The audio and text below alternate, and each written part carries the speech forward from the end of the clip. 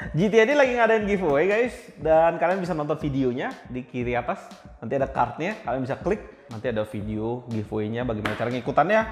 Jangan lupa ditonton dan dapetin barangnya.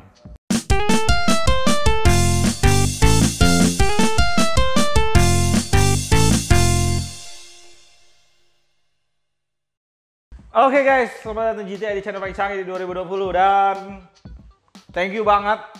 Di video kali ini kita disponsori sama Armageddon, dan ada dua Armageddon yang kita akan tunjukin ke kalian, yaitu Pixel Plus Extreme XC32 HD, dan satu lagi tipenya di mana ini?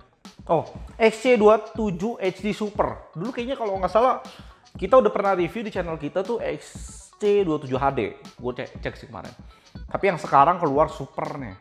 Gue nggak tahu supernya di mana. Dan di sini juga Armageddon sponsor kita untuk kasihin ke kalian giveaway guys. Nah, ada keyboard mechanical dan headset Nook 9 dari Armageddon yang akan kita giveaway. Nanti videonya akan menyusul. Dan di video kali ini kita mau review 32 inch dari Pixel Plus. Oke guys, dulu kita pernah review yang 27 inch dan dusnya sama banget kayak gini, putih. Nah, di sini ada curve 1800L, 32 inch, Full HD, 165 Hz, 1 millisecond, color tilt 90%, vertical, head adjustment. Ya udah biasa, ini infinity bezel-less biasanya. Wall mount, built-in stereo speaker, 178 viewing angle, 250 nit, AMD FreeSync juga, ada anti Blu-ray juga. Itu spesifikasi marketing yang dikasih. Oke. Pertama, sebelum monitornya guys, Armageddon satu-satunya monitor yang memberikan paket terpisah begini sih guys ya. Gue juga baru tahu pada saat gue review 38 inch ya. 38 atau 39 gue lupa. Spesifikasinya mirip ya, tapi dia juga yang paling mirip adalah dus yang ini. Gue juga penasaran sih sebenarnya isinya apa. Apakah bracketnya atau apanya gitu. Oke guys, di sini bener aja guys, di sini standnya dan kakinya yang buat berdiri. Oke. Ya, ini bentuknya V gitu, keren, padat juga. Ya pasti harus kokoh untuk menyokong 32 inch. Ini kayaknya sama nih. 38 inch yang pernah kita review, yang gede itu juga kayak gini. Waduh, ini berat banget. Iyalah 32 inch harus yang berat-berat sih. Ya. Ini agak sedikit goyang guys di sini. Sama sih seperti 34 inch, tapi sisanya itu kokoh, berat banget ini sih. Ya, di sini bisa head adjustment-nya. Oke, kita singkirin dulu. Berarti di sini kita cuma dapat panel doang guys. XC32 HD. Gue pengen tahu seperti apa. Monitor kalau gaming seperti ini guys, yang gue bisa saranin buat kalian, mainlah game bukan FPS. Itu yang gue saranin buat kalian.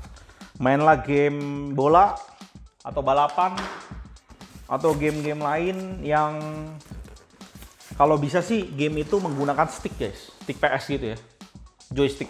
Kenapa? Karena viewing angle kalian kan jauh lebih enak ketika kalian pakai joystick dan kalian senderan, mundur, nyender gitu ya. Jadi viewing angle kalian kan untuk 32 inch butuh gede banget. Dan meja rata-rata cuma dikasih 60 bahkan 80 lebarnya gitu ya. Jarang yang kasih 90 karena itu biasa custom build. Oke guys, di sini ada mur, dia kasih cukup banyak. Ya. Singkirin dulu. Kabelnya dikasih apa? DP harusnya. Enggak, HDMI, dikasih HDMI. Oh, ini dia kasih DP. Ya, nice edition untuk DP. Dan adapter ada di luar, jadi monitornya tipis harusnya. Kita singkirin dulu. Oke, kita puter. Busetnya berat loh.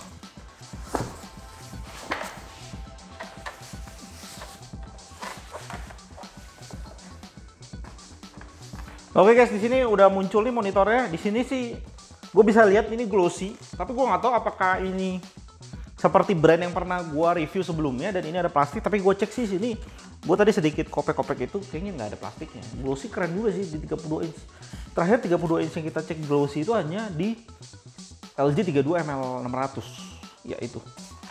Tapi gue pengen tahu nih, sebagus apa. Biasanya soalnya kalau glossy guys, warna yang dikeluarin itu jauh lebih menarik, jauh lebih manis. Oke, di bagian belakangnya berbentuk gaming, ya gue suka banget guys. kalau monitor udah dikasih joystick kayak gini. Ini kayak tombol power, crosshair. Logonya logo crosshair. Oke, portnya juga dari bawah guys. Oke, dan dia juga ada kasih VESA mount. Ya gue suka banget sih. Kalau port dari bawah ada VESA mount itu udah paling edition, paling keren sih. Kenapa? Karena colokannya jadi nggak mentok tembok. Itu kalian harus tahu. Oke guys, di sini gue udah berdiriin dan wah banget sih gue liatnya ya. Pada saat dari depan itu keren. Nanti mungkin gue lihat dari depan. Gue lihat dulu dari belakang. Nah di sini ada fan buat keluar ke atas. Nah desain dia udah melengkung gitu ya. Menurut gue agak keren. Dan logonya Pixel Plus langsung dikasih kode XC32HD. Sebenarnya gue sih sukanya dia cuma kasih satu modding gitu ya, Pixel Plus itu lebih keren, lebih santai. Dan juga tadi gue udah bilang di sini ada tombol controller dan ada tombol crosshair buat main FPS. Dan desain di belakangnya itu gue terkesan seperti gue lihat Asus gitu. Karena beberapa monitor Asus gue juga lihat dibikin garis-garis teknologi masa depan, robotik gitu, dan di belakang itu ada 2 lubang untuk sound. Speknya gue bacain dulu buat kalian. 32 inch curve 1800R VA pastinya karena ini curve. Full HD 1 millisecond 165 Hz portnya, ada DisplayPort dikasih 1, HDMI dikasih 1, DVI pun dia masih kasih 1. Dia juga super FreeSync yang artinya G-Sync compatible. Kalian harus pakai DisplayPort untuk menggunakannya. Dan di sini juga udah kasih VESA 10x10. Harganya itu kalian bisa dapetin di 4.400.000 yang menurut gua cukup kompetitif dan cukup oke di kelasnya. Tapi satu hal yang mungkin gue bisa kritisi adalah pemasangan untuk stand dan kakinya ini cukup ribet ya guys ya. Dan build quality-nya cukup bisa goyang-goyang sih. Kalau gue beli monitor ini, gue akan sisain, lebihin duit gue untuk beli bracket guys. Karena gue suka bracket. Karena lebih kokoh untuk gantiin stand monitor ini. Dan juga pada saat gue ngetes monitor ini, nggak tahu mungkin ini kesalahan gue pribadi. Ini ada penutupnya buat bagian belakang. Tapi pada saat kita tutup, pas gue tilt, itu gue kerasa kurang nyaman kalau pakai ini. Ada suara-suara krek-krek gitu. Jadi gue saranin nggak pakai ini. Karena ini hanya untuk menambah estetika aja, biar nggak kelihatan besinya gitu. Tapi ya di belakangnya jarang lihat guys ya. Jadi gue buka dan tiltnya jauh lebih enak. Nah monitor ini bisa tilt. Tilt di monitor ini menurut gue biasa aja guys. Mungkin agak sedikit keras. Dan head adjustment-nya menurut gue ya terbilang normal biasa aja. Swivel di monitor ini juga menurut gue biasa-biasa saja. Overall untuk 4,4 juta menurut gue sendiri pribadi itu oke-oke aja guys. Cuma kalau monitor ini dengan harga 4,4 juta kalian bisa beli 3 dan kalian pasang bracket untuk main mobil-mobilan. Menurut gue ini keren banget. Menurut gue itu segmennya ke arah sana.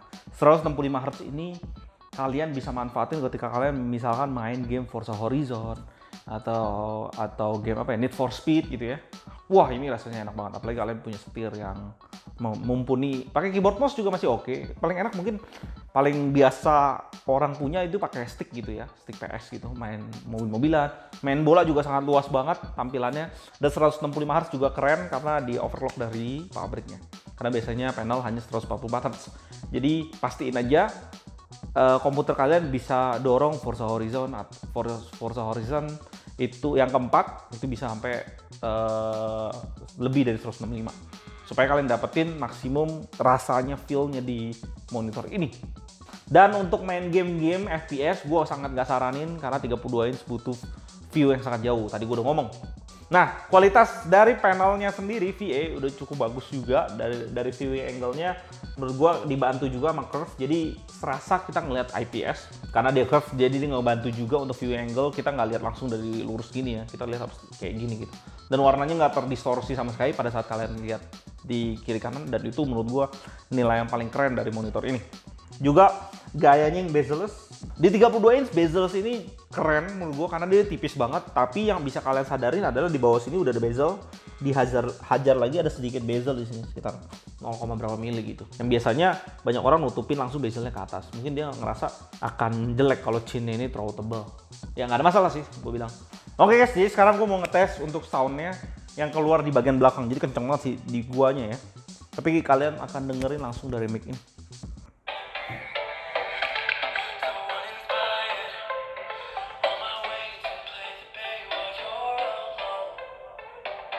Oh, dari sini nih. Untuk soundnya guys ya, untuk speakernya bagus sih, udah ada dan bisa dialirin juga dari HDMI.